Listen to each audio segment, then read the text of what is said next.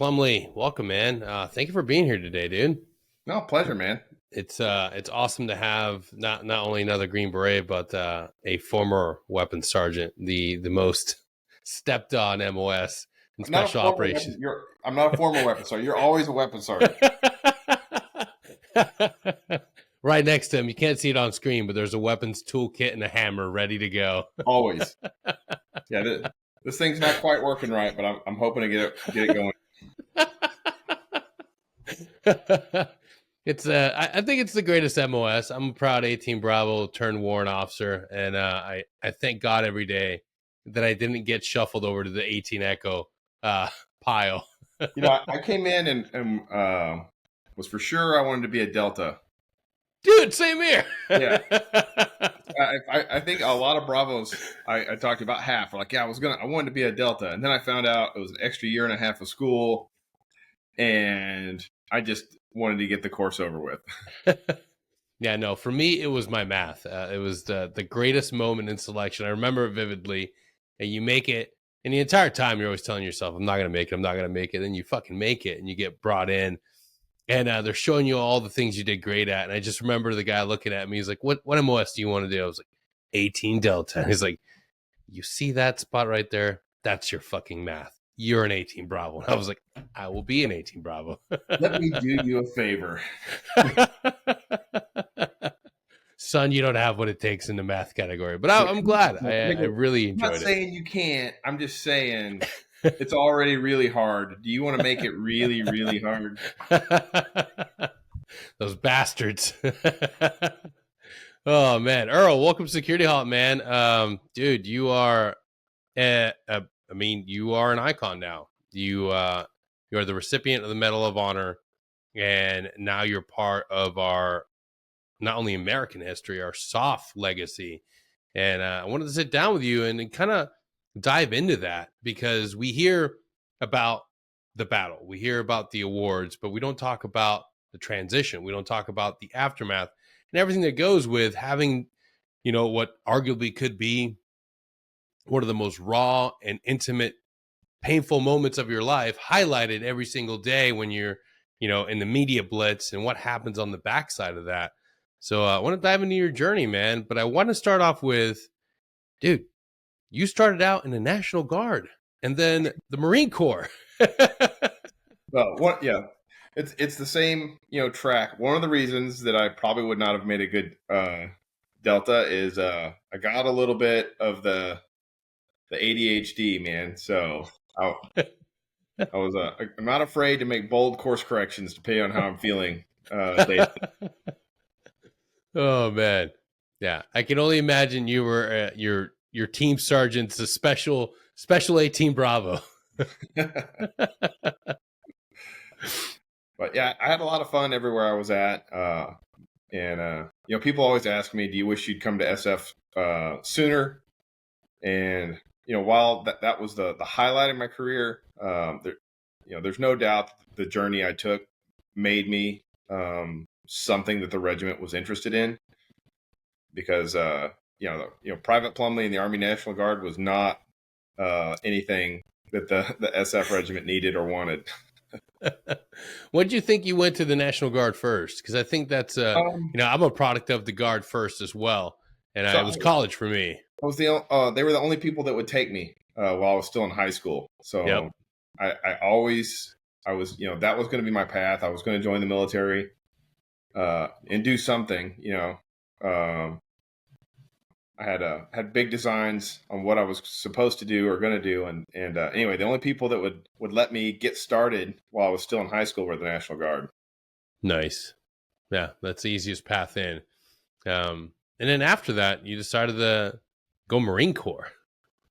Yeah, well, so the National Guard was neat, but I was looking for, I wanted to be tested. I wanted to, I wanted to be, as a 19-year-old kid, and I wanted to walk into a room and people were like, "What do you do?"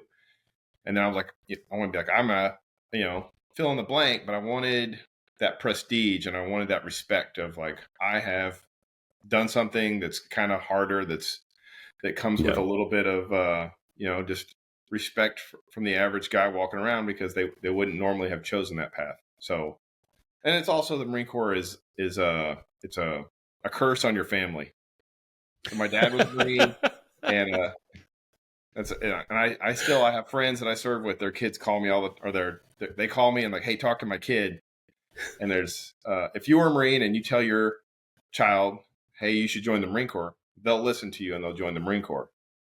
And then if you tell them don't join the Marine Corps, they take it as a slight and insult. Like, well, the old man doesn't think I'm tough enough to be a Marine. I'll show him. They do it anyway.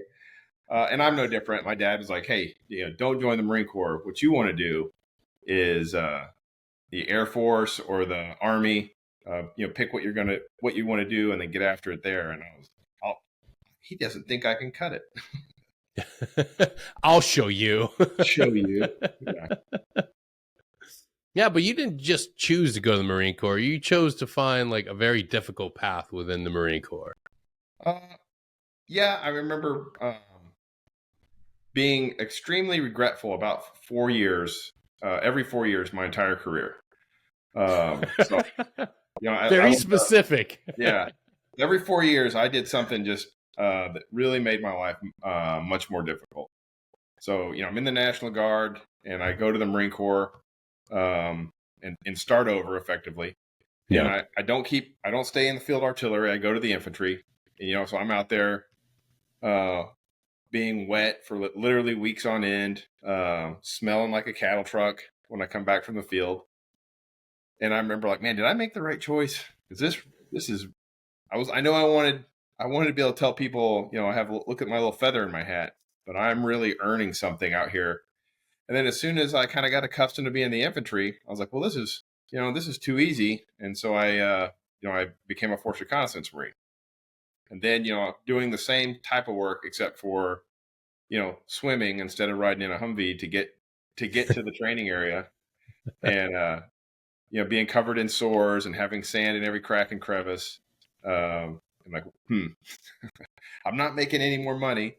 And the only people that think I'm cool are the people that already I'm serving with, because nobody knew what a Force Reconnaissance Marine was. And I got my little gold bubble and gold wings, but nobody knows what that means except for other Marines. So it's like, is this truly what I'm supposed to be doing?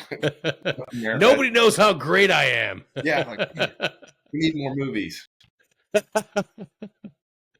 mean, that is, and it's arguably one of the hardest things you could do, being a Force Recon Marine. But you guys make the best friggin' teammates when you transfer over and become a Green Beret. I don't know if that's what I always tell guys when Marines, like the thing about coming over. I was like, I don't know if you're a very good Marine, but you are going to be a phenomenal Green Beret, I promise. It's true, because it's easier to get a guy to loosen up than to tighten up, and so your average Marine just comes with such a rigid personal discipline that getting him to I know you want to shave this morning, but don't. It's one of those. It's easier to slow somebody down than speed them up. Dude, so fucking true. It does not require that you shine both sides of your boot. Just be on time. Yeah, I had a former Marine Recon teammate, and I had to constantly tell him on deployment, stop shaving, grow out your beard. I remember my first day in 4th Battalion. It's my first unit. I've been processed, and now it's the real. And I show up and I get a haircut because as a Marine, sometimes you got 2 haircuts a week depending on what was going on. Yeah. And you definitely got one Sunday night. Like, you didn't get a haircut on Friday and come to work on Monday. That's unheard of. So I got a haircut on like a Wednesday night to meet my sergeant major, and I instantly get my ass chewed. And it was Sergeant Major Tony Bell, and he's like, look, did you like being a Marine? And I'm like, well, I mean, yeah. And he's like, well, if you love it so much, I'll send you back. I have that power. I can make you a Marine again, or you can stop with the ridiculous haircuts. And and to me, that was culture shock, because I got a a medium reg or a low reg, the bare minimum haircut in the Marine Corps, and he just hated it. Get out of here with your standards. Yeah. He's like, you're utterly useless to me. And I was like, I'm useless? He's like, are you in parade dress right now? yeah. He's like, why are your hands in your pocket? like, if we got a mission today and I had to send you somewhere, everybody's going to look at that haircut and think that you're in the military. It's like, you're going to stick out everywhere for like a month. I'm like, okay. It's like, from now on, you should be no more than 1 week away from having a bad haircut. And by bad haircut, I mean a good haircut. I was like, bad haircut. Yeah, so, I quit getting haircuts all the time. Oh my God. That is, that is a different type of ass chewing. Yeah. That's, I remember I called my buddies in the Marine Corps. I was like, you'll never believe what just happened to me. What? I just got locked on for getting too many haircuts. Like, they want me to stop with the haircuts. So, I went from getting, at least one haircut, sometimes two, depending on what's going on, to, getting like one haircut a quarter or so. Yeah. Yeah, that is. Yeah, it's a huge change. And what drew you to go to first group? So it's funny. I was just out at 10th group telling that story. So, I had my Green Berets who I knew that I talked to. They ran training for us, and I remember asking him because I was kind of thinking about it. I was like, "Which group's the best group?" And he's like, "Well, it's a flawed question because whatever group you're in, if you don't think it's the best, because you're in it, you're probably not who we're looking for." Yeah. I was like, "Oh, okay." He's like, "But here's the thing: if you truly want to be happy in the regiment, let your wife pick the group you go to." He's like, because she's the one that's going to have to live there, and you're going to be gone all the time. And that was the best advice. So my wife, she kind of settled on 10th group or first group is where she would like to live. And then after selection, they had every group had a pump up video. Yeah. To kind of lure you in. And 10th groups, they were snowshoeing with rucks, obviously on some kind of forced march. And I was like, And then they're, cross country skiing with rucks. And they had a 50 cal like on a sled with a bunch of ammo cans, and I was like, And then set up a sniper hide site in a big snow cave, and I was like, this is not really working for me. And I remember the last thing, be cold. The crescendo of the music is going, and it's a bottom up view of a combat diver coming up to an ice sheet, and he's cutting a hole in the ice, and he's popping out of this little hole. And I was like, 10th group is man. Like, so I wrote down first group 3 times on my little dream list, and I went all or nothing on first group because I was not interested in anything that 10th group had on display. Yeah, no. Just went too heavy with the cold stuff. Yeah, I mean the whole video was just them sucking in the cold. So and it was fine. I mean they got their right guys because there were dudes that were pumped and were like wrote down 10th group 10 times. So yeah, that's a strange fucking group. Same with third group. You couldn't pay me enough to stay in Fayetteville and in North Carolina. But my original plan was being a Green Beret was my safety school, and I had aspirations of going to a tier 1 unit. And my wife was like, "How important is that to you? Because honestly, I don't know if I can live here." Maybe we can move the Southern Pines. I was like, "Hey, put a pin in that. We'll cross that bridge if we have to." But I was like now I have to pass another selection, and I got to figure out how to trick my wife into coming back to Fort Bragg. Yeah. Dude, you nailed it, man. Like being able to give your wife a big say in that whole process is huge. No, that's something I got wrong. I got married and divorced in the Marine Corps, and one of the big hurdles we had in our marriage was that she had a terrible perception of the Marine Corps, and I realized I didn't involve her in my career really. It was always. And then also, I came home pissed off about stuff, and I just would let her have that. So for her, she didn't know what was going on, and everything sucked because that's what I was kind of telling her.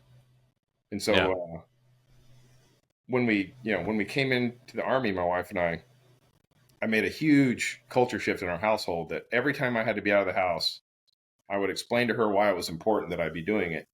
And maybe she didn't agree that it was important, but at least she understood that it was important to somebody, and that my time was of value. Yeah. And I will say that's something that we never had to kind of deal with in our house, was everything the SF regiment had me do. It seemed valuable on its face. So my wife understood that there was a challenging mission somewhere, and then I was the guy that was going to have to do it, and that helped, I think. Yeah. Where do you think that came from? Because that's something that not a lot of us ever tap into.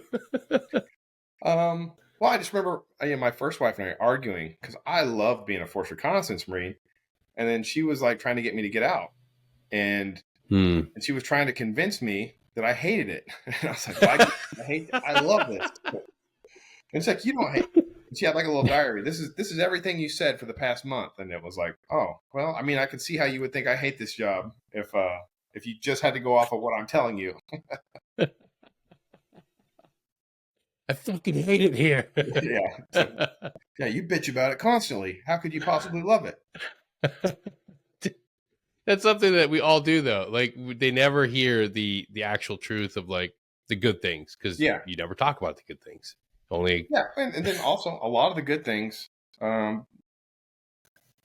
It's so hard to define, and it's that leap from being a normal citizen to kind of joining the warrior culture. It's hard to explain the things that you're valuing in your service to somebody that's just not a part of it, and honestly, just not going to get it. Yeah, that's absolutely like solid truth right there. It's so hard to explain that team room environment to somebody that's never seen or been in it. And then she didn't get the guilt either. Ooh, yeah. Leave because not the organization. I was very pragmatic with my understanding that, like, if I step on any tank mine and disappear into a funny smell, like, the Marine Corps is still going to be successful, But the small differences, like, I can be there and go first, so that a younger guy who's not maybe pumped about being the one man can be the four man until he gets his wheels under him, and being that guy is like, I've seen this before. We're not going through that window. Come back, and not just being successful on the battlefield, but saving a guy's life and at least giving him the tools to survive without you. So I always had that guilt where, I got one more mission to get the guys how they need to be. I got one more trip in me. I can do one more. And honestly, my having just left, if the war hadn't ended, if Afghanistan hadn't folded, I don't really know how I would have exited the military, because it still would have been a huge hurdle. Yeah. And even with all this talk of China and Iran, I'm like, oh, maybe did I make the right choice? Maybe I got one more in me. It's worse than Lethal Weapon. I hit the Secretary of the Army up. I was like, ma'am, okay, let's just say this goes down. What are my options? And she's like, well, Earl, it's like, you didn't retire. You were medically separated.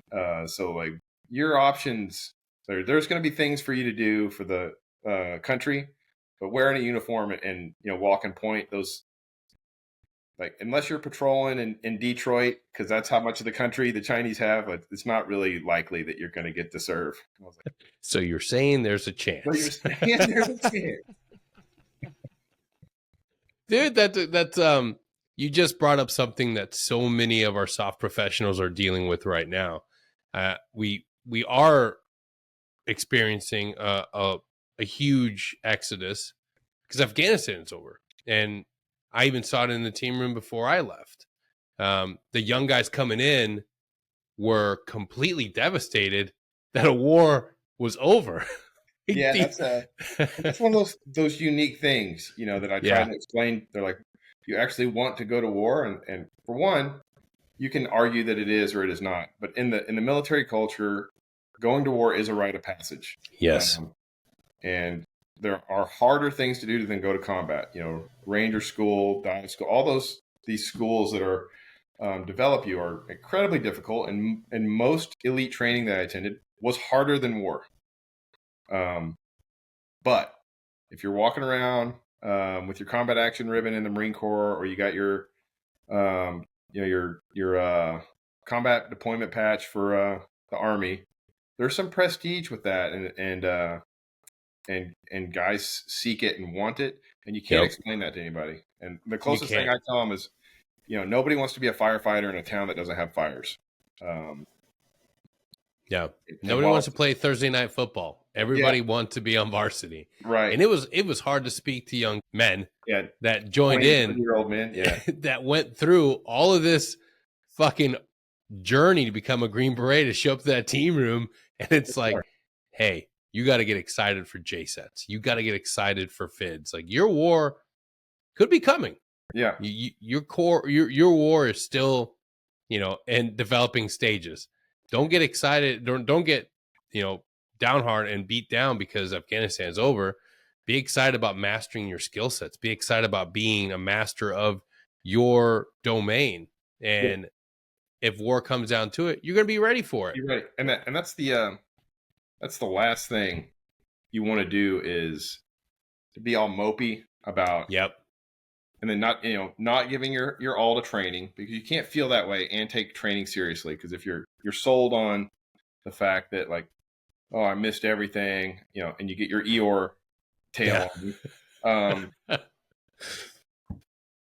at some point in time, the peacetime training that you do will be the last training you do before you're on the battlefield. Yeah. And most of the PTSD that I've really seen in my peers is guys that had preventable deaths on the battlefield. If it's just one of those things where we're in the fight and somebody has to die, you can kind of understand that. The enemy gets a vote. But if it's something that was preventable, and God help you if it's your negligence or malaise that gets a guy killed, that's just absolutely crippling. And that's, I warn those young NCOs out there now, carrying that banner, is, sooner or later, the last thing you're going to do before you're on the battlefield is that, pain in the ass JRTC or NTC rotation. Yeah. And if you're out there eating sunflower seeds, calling up fake pause reps, because the training's lame, in 60 days, you could literally be in the fight of your life. So, like, how do you want to invest that time? Yeah. And that was, I was a pre 9/11 guy, and I was all, there's nothing going on. All I do is mop. And I had an old platoon sergeant, staff sergeant minor, and he's like, if all you want to do is get shot at, he's like, you just keep on signing papers around here, because you will get shot at if you stay here long enough. And he was right, because, like, he told me that, and I think 3 or 4 months later, 9/11 had occurred, and it was going down. Yeah. That's, you cannot put it in better words. Mentorship and coaching young warfighters has to be about reminding them the importance of being prepared and doing your job. That's just it. Yeah. You're going to get called at some point. You're going to get called up. And statistically speaking, your chances of getting called are higher than not. Yeah. I mean, yeah, especially if we keep voting for these people in the current administration. Yeah. It's coming. Just have patience and keep training. The water is boiling. I know it was just lukewarm when we got in, but it's steaming. It's cooking. Now. Yeah. The world is on fire. And it is hard to sit back and understand that, hey, your time in combat, your time as a leader in the military is over. And how do you move over into that next phase of your life? How do you transition effectively from being the guy that's at the tip of the spear to being the guy that now focuses on home, focuses on mentoring and coaching other young adults, other men outside of the military? Like, that's the tricky part. No, so I still, find value in my time. I love supporting, the two things I can speak intelligently about. If you want to join the Coast Guard, sure, but I can't. I don't know if that's cool or not. But I love talking to people. We know. Yeah. I love talking to people that are thinking about a career in the military. Yeah. And offering advice. I truly did love everywhere. I think I was at the right place at the right time my entire career. Driving tanks on the weekend in high school.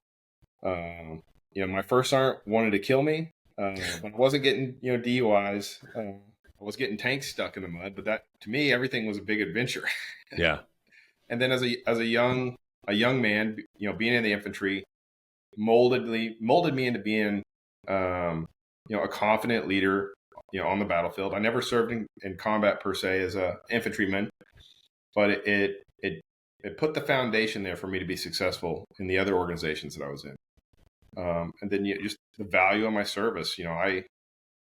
I was always proud to be an American, but in the cocky kind of way that a young man is. Yeah. Why do you love the Dallas Cowboys? Well, I'm from Dallas. Well, that's cool. But for me, I truly started to love the country through my service. And so, I became one of those guys when they sing the Star Spangled Banner at a football game, I tear up every time now. Yeah.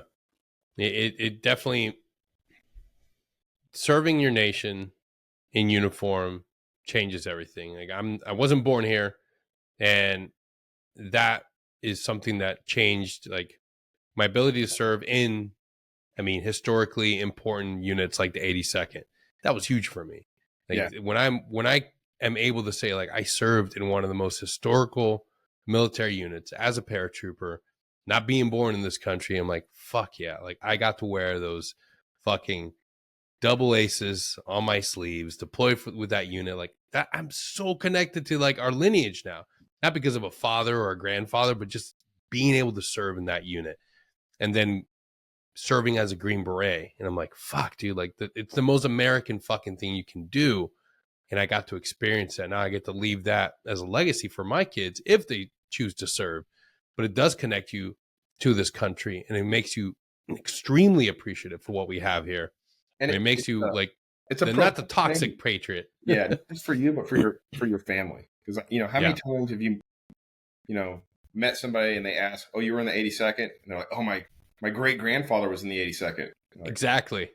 Cool, I guess, but it means something to those families for forever. Yeah, it's funny how more people recognize and understand that through the lens of World War II than they ever will. Just like, oh, you're special operations or you're Green Beret. Oh, that's the same thing as a Navy SEAL. It's like, no, it's not the same fucking thing. Yeah, we can't afford cocaine. We have to do it. It's different. We don't get the book deals or the movies. Yeah. Oh. No, I think I think that's a unique thing about the SF regiment is profound patriots. That as a Green Beret, you hardly ever wear it. Maybe your wife knows you're a Green Beret, and like you said, nobody else even knows what it is. Is that like a Navy SEAL? And you're like, no, it's totally different in ways that I can't explain to you because you're not military. I think it's a unique person that wants to do that job. And your biggest win as a Green Beret is getting the job done by talking somebody else into doing it. Which also is unique is, the mission gets done. Even if you were there and were a key player, your job is to give all the credit to someone else. And that takes a special type of person. It does, absolutely. It's not about chest beating and taking ownership of the wins. Yeah, it's constantly being given over to your partner force, and in your reporting and in everything that gets sent out and published. Yeah, I think we do our job too good. I have a theory that a lot of our DoD and civilian leaders, a lot of their misconceptions about the success of the Afghan Iraqi army was when you really looked at it, like, on paper, 99.99% of this operation was, that host nation military, but it only takes a few green berets on the ground to like put the morale through the roof. That's a guy that will walk point. That's a guy that will be the number one man on the breach. And, even if the ratio is like one Green Beret for every 250 Afghans, they act different when we're there. And, they do. And as soon as you take, as far as like having one more rifle, the guy doesn't influence the battlefield that much. But he's got an American flag on his arm, and it does something to a unit when we're there. And I really think that a lot of the misconceptions are like, oh, they're doing good.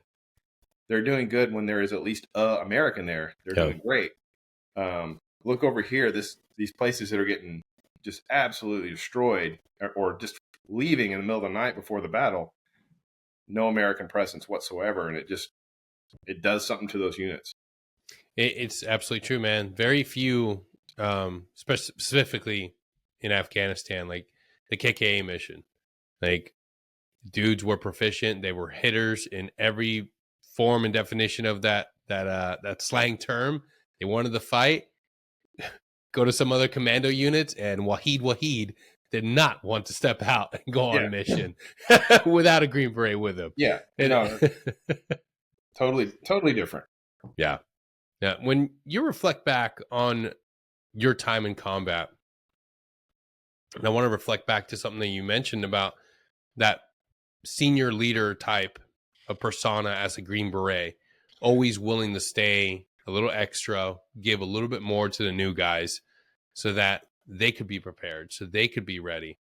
When we look at that behavior, that type of leader, when you were in Afghanistan, like specifically on that day, like what was Earl thinking about as this? Like, did you think this is going to be your last trip? Were you planning with like, hey, I am done after this. I have done everything I can to mentor and take care of these dudes. And I'm like, this is going to be my last one. I have never felt like it was my last one. In 2013, it was supposed to be that we were winning. Everybody was leaving. We're closing everything. And I felt some pressure. Like we have to, go fast because we're leaving here. But I've never truly felt like it was my last one. And I think I kind of got inured to it because, the 20 years. So the majority of my career, we were at war. I just thought it was going to last forever, to be honest with you. The point I was down to always go one more time. Very sobering thing for me is I ended up having a peer of mine. His son worked for me. No shit. And so he's a Green Beret. It's not like I had some 18-year-old kid. This kid has served elsewhere, went through the Q course. He's a man. And I'm like looking at my son. I'm like, is my son going to have to take over this war for me before, like, I want to hand down, like a Camaro to my son. I don't want to hand down a conflict in the Middle East. Yeah. Signing signing property over to your kid. Right. Which has happened. We have had numerous Green Berets serve with their kids that were now Green Berets. Yeah. My son said he wanted to be on a free fall team and jump with daddy. And it just absolutely crushed his mother. She had a panic attack. And I was like, man, calm down. I wanted to be a freaking astronaut or a dinosaur when I was 9. So we've got time for him to grow out of this. Do not have a panic attack yet. Earl, you can't be a dinosaur. You just can't. So I was like, but I'll tell you what, if you come after him and tell him he can't do that, you're guaranteeing that's where you're gonna fulfill that prophecy. Just nod and smile, babe. Just shake your head. It'll happen for sure. Yeah. Having that and seeing it, not just in the soft community, but in the conventional, like I would see my friends drive to Benning to pin their kids' wings on them and then deploy. Like that's insane. Yeah.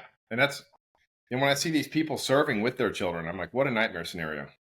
Because guys that work for me, I'll assume my fair share of the risk and I'll be like, all right, take point.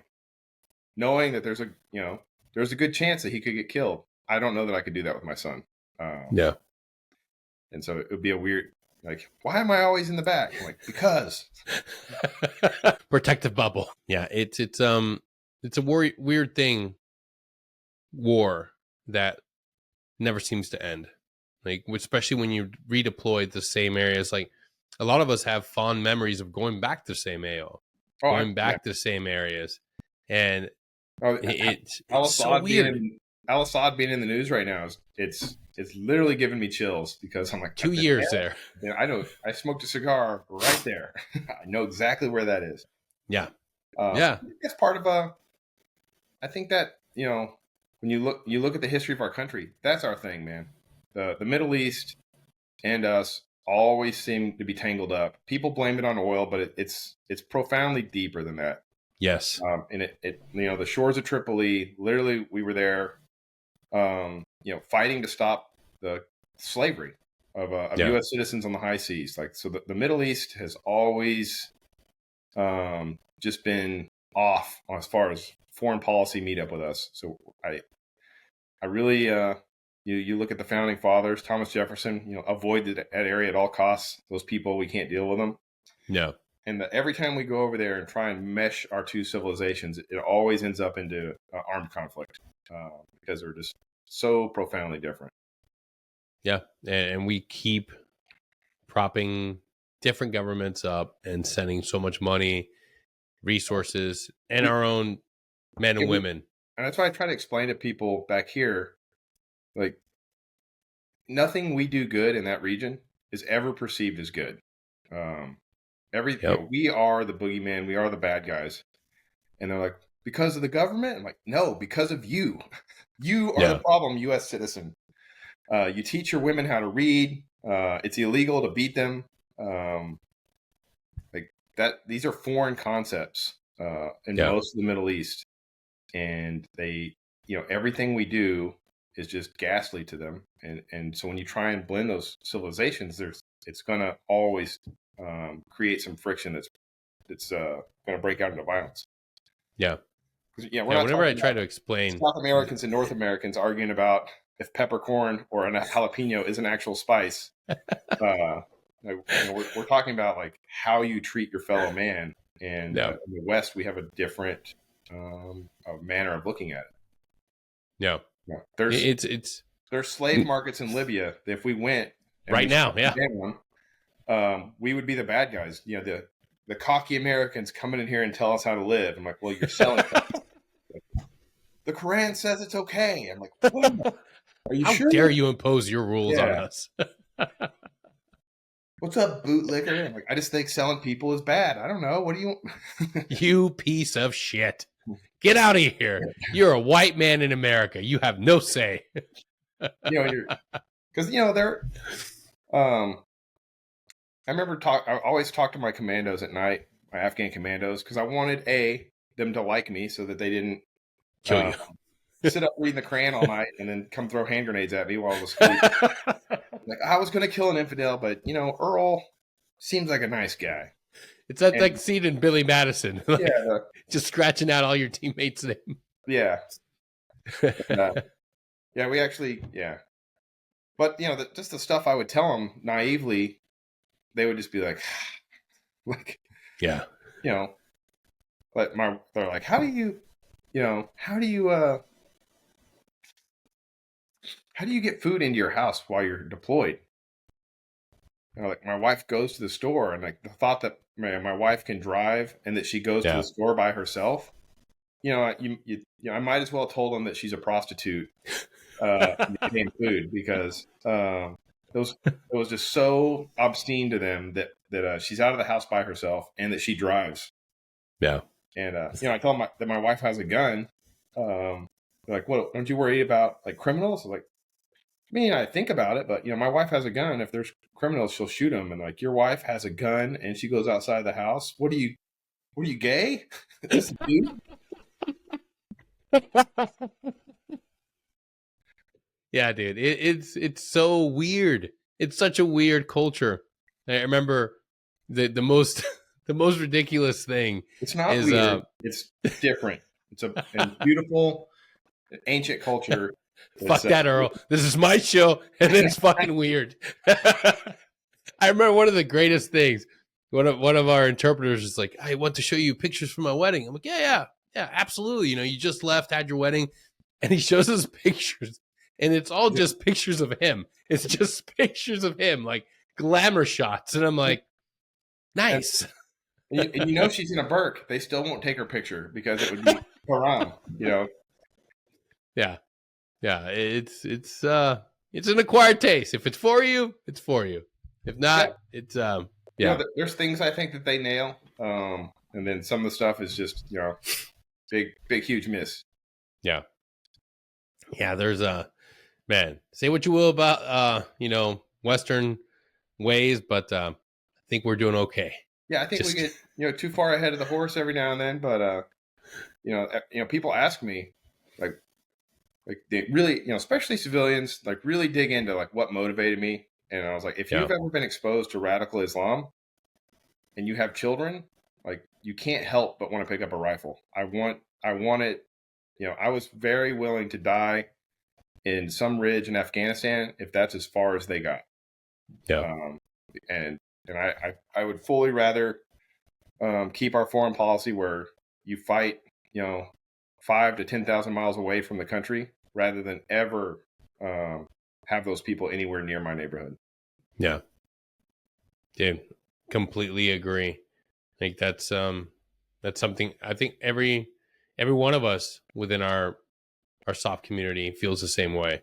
They keep everything away from home. Like, but it feels like more and more it's being brought in. Like, ideologies are dangerous and we keep funneling. Yeah, if we had to pick, like, hey, quit looking for cocaine and let's start talking about does this person truly believe in the American system of governance, or are they coming here to start something new? Yep. We don't need something new. And it's, I tell people this, it's kind of as a joke, but every suicide bomber, not suicide bomber, every IED, because suicide bombers, they don't have a long-term plan. But IED emplacers, it was always a stopgap job for them until they could get to the United States. And then they were going to be a truck driver or what was the other big job they always want? Truck driver or something else. And I was like, don't you think that having your fingerprints, once you touch the bomb, like, yeah, we know who you are. And if you kill an American, you go on a list where we never let you live in the country. And they're like, what? Why? Like, come on. We're just weird about that. We don't like it when you kill us, so we don't want you living in our country. It's weird to me that that's your two. Yeah. Either most people are like, I'm going to chase this music dream, but if it doesn't catch on, I'm going to stay in med school. That's weird for me. But if you're like, you're going to be an insurgent and fight the U.S. government and possibly die, or be a hardworking, tax-paying citizen of the U.S. government, like that's two weird paths, in my opinion.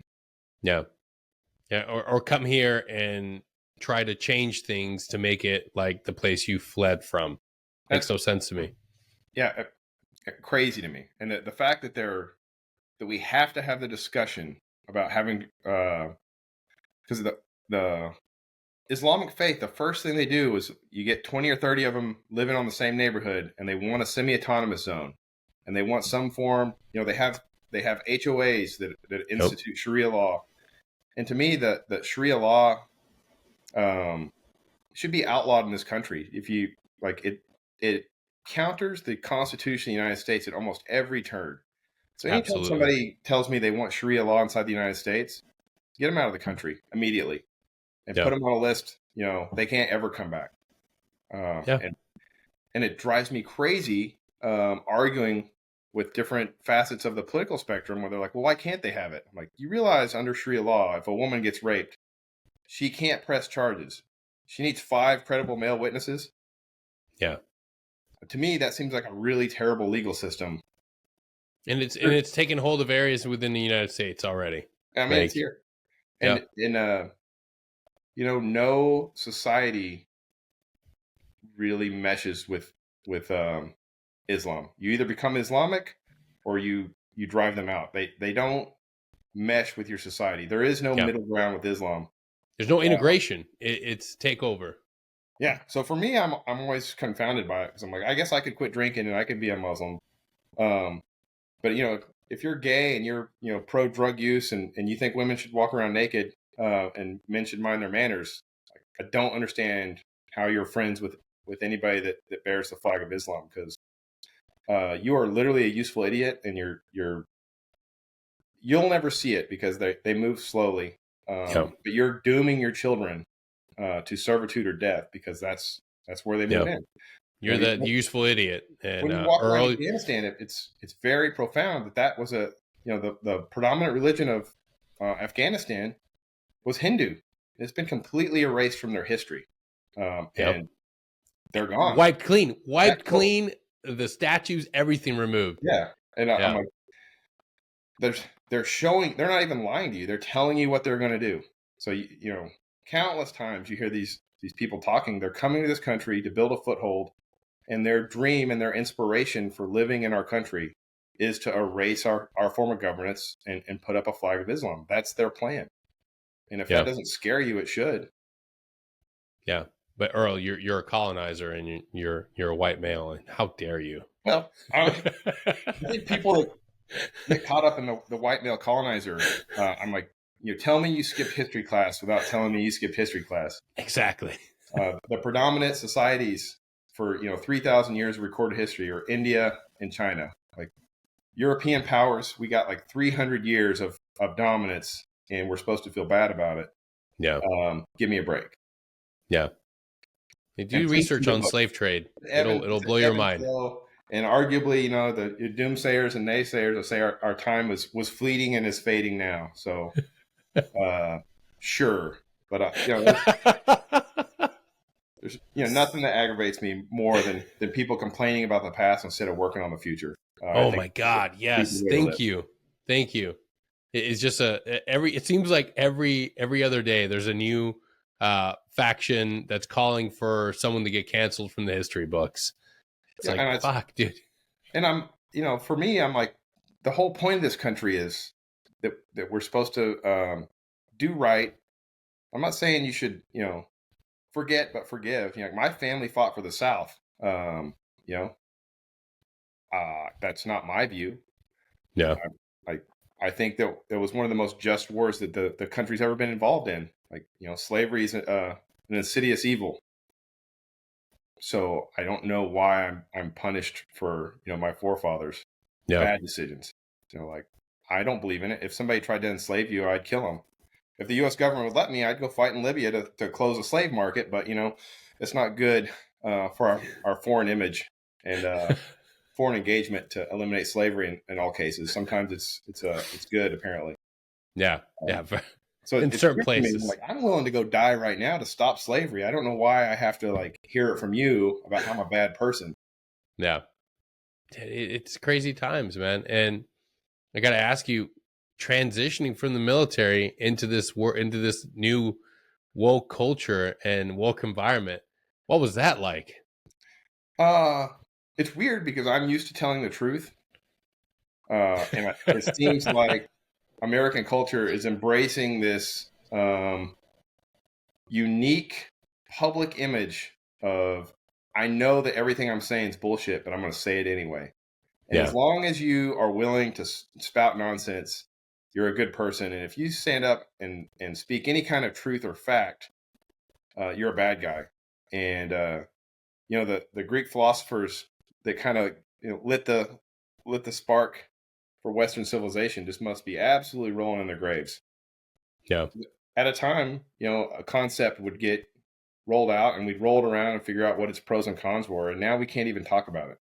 There's no civil discourse. There's absolutely zero. It's immediately attack you for being a misogynist, being a racist, being somebody that it's attacking a poor minority sector. Right. Like having a discussion right now, like it's dangerous. And if I am, explain it to me other than I'm a bad person, because pretty sure I'm not. So if you can't explain it to me, I have no use for your argument, because I can explain the rational reasoning behind everything that I choose to do inside and outside of my house. And I feel like a lot of people are just weak, and it's peer pressure. I feel like this because I don't want people looking at me funny on my street. And I'm like, wow, cool. Neat. Yeah. What other rules will you follow so people won't be mean to you? Dude, it's frustrating. Frustrating seeing people that you can tell that they want to go against this narrative, to speak their truth, but they're so scared. Like, it's ridiculous. Nothing irks me more than like, well, I can't say what I'm thinking. I'm like, in this country, you can. If more people would, I think we would probably be better off as a country. But when you have a huge, drastically outweighted minority that's just willing to like berate anything that conflicts with their view, and it's on the left and the right, you get the whole middle just tiptoeing around both of them. And I think that is something we could do for a change. Yeah, we need more individuals that are willing to actually speak the truth and run for office in local, community, and in broader government office. Like, we've got some great. Back and do what they were doing. What's that? Serve the country in public office, and then go do something else. Yeah, don't stay there forever. Yeah, don't stay there. I don't. Of all the problems we're having in this country, in Congress and the Senate, we have the least amount of veterans. We have the oldest Congress and Senate in the history of the country. And if you're going to explain to me that that's not two big problems, I really challenge you to that. Yeah. What about you? Any aspirations for running for office? We're seeing a surge in Green Berets that are running for office. No, I love, I got a couple of them down here. Love those guys. I just don't think I got it in me, and my family definitely doesn't. Yeah. If I had done less time, maybe. But I think we're done serving the country for my generation. I'll leave that to my kids. It's our turn to do something, damn it. Yeah.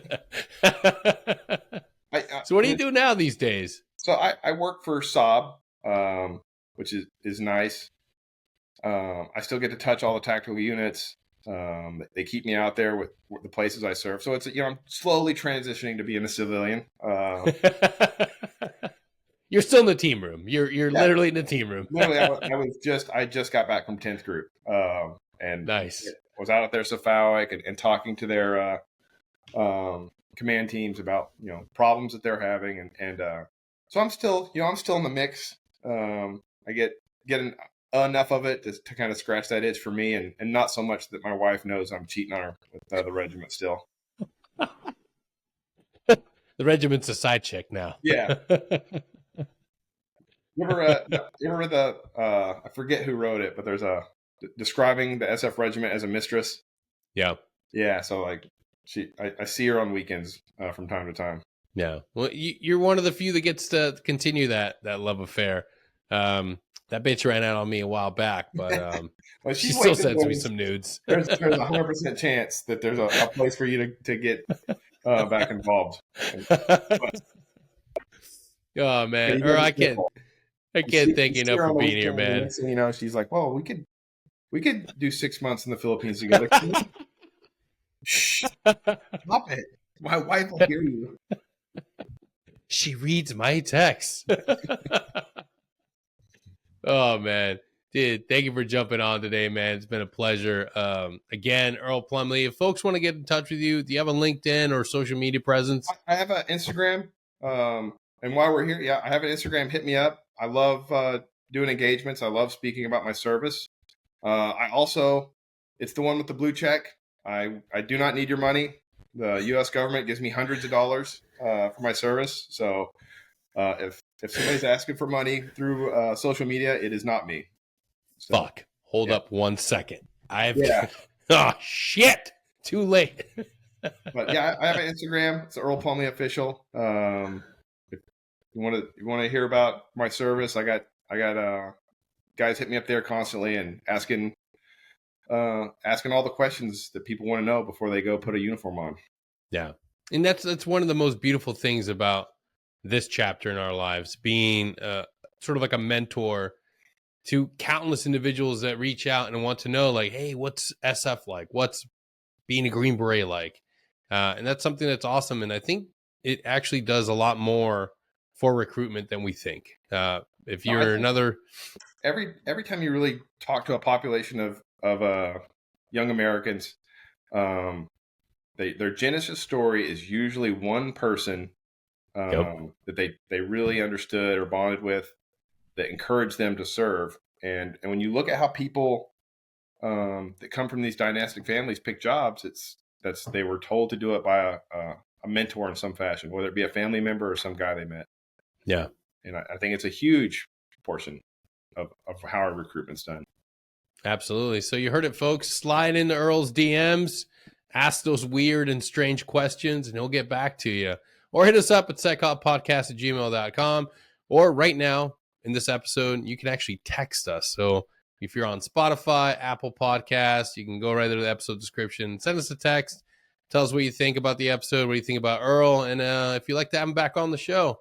Earl, thank you again, man. I can't wait to have you back on to talk about some more spicy topics. Yeah, pleasure, man. let's do it before and after the elections, because I really want to know your take. We got a very exciting election coming up, so it's gonna be spicy. I'm Team Kamala. Oh, yeah, no. All right. Fuck no. To everybody listening, thank you for tuning in. We'll see you all next time. Till then, take care.